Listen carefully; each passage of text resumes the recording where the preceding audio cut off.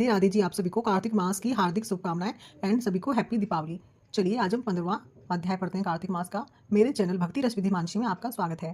15वां अध्याय। राजा पृथु कहने लगे कि हे नारद जी, भक्त वत्सल भगवान की पूजा का इतिहास सुनाइए। तब नारद जी बोले कि हे राजन, एक पुरातन इतिहास मैं तुमसे कहता हूँ, सो सुनो। पहले चोल नाम का एक राजा कांतिपुर में राज्य करता था। उसके राज्य में सारी प्रजा अत्यंत सुखी थी। एक समय वह राजा बड़े बड़े मणि मुक्ताओं से भगवान की पूजा करके वहीं मंदिर पर बैठ गया।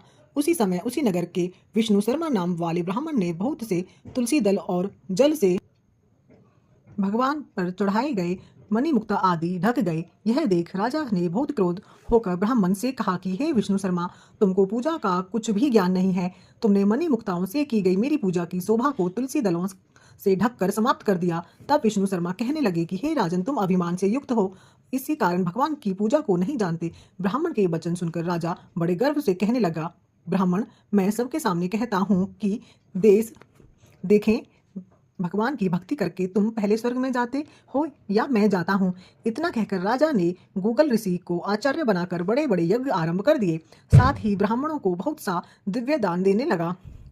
विष्णु शर्मा भी सदा की भांति भगवान का पूजन करता रहा। उसने 5 नियम लिए: माघ तथा कार्तिक के व्रत, तुलसी वन रोपण, एकादशी का व्रत तथा ओम नमो भगवते वासुदेवाय के मंत्र का जाप। साथ ही दिन रात भगवान का भजन कीर्तन करने लगा। चलते फिरते उठते बैठते सदैव भगवान का स्मरण करता रहता।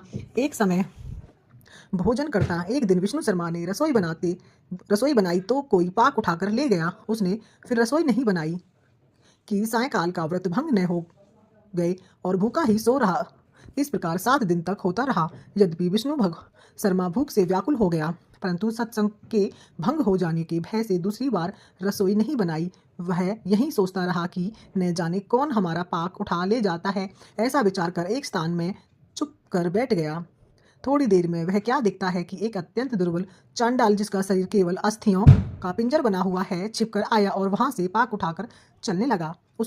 उसको देखकर विष्णु शर्मा के मन में दया आ गई और वह कहने लगा कि भैया, रूखा भोजन मत ले जाओ, मेरे पास थोड़ा सा घी है, वह भी लेते जाओ। ब्राह्मण के यह वचन सुनकर डरा हुआ वह चांडाल भागता हुआ ठोकर खाकर गिर गया। तभी विष्णु शर्मा भी उसके समीप पहुंच गया। एक वस्त्र लेकर उस पर हवा करने लगा।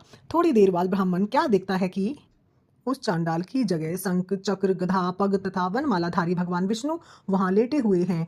उसी समय ब्राह्मण ने भगवान के चरणों में गिरकर नमस्कार किया। तभी इंद्र आदि देवता भी वहां आ गए। ऋषि लोग वेद मंत्रों से उनका पूजन करने लगे। तब भगवान ने स्नेहपूर्वक उस ब्राह्मण का आलिंगन किया और उसको सारूप मुक्ति प्रदान की। तत्पश्चात अपने साथ विमान में वैकुंठ को ले गए।